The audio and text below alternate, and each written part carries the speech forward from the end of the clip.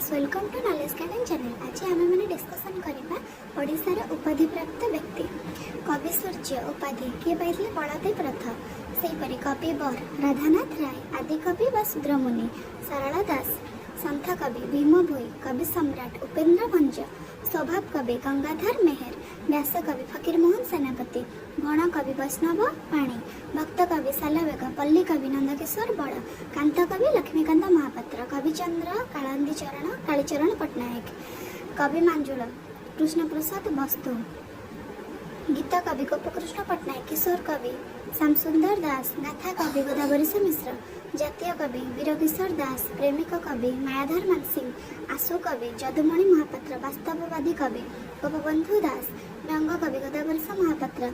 विदग्ध कवि अभिमन्यु सामंत सिंगार छंद कवि राधा मोहन गणनायक गायक सुधाकर बट्टकृष्ण दास गायक शिरोमणि रघुनाथ पाणिग्राही गायक सम्राट हरिनाथ गायक रत्न निरंजन कर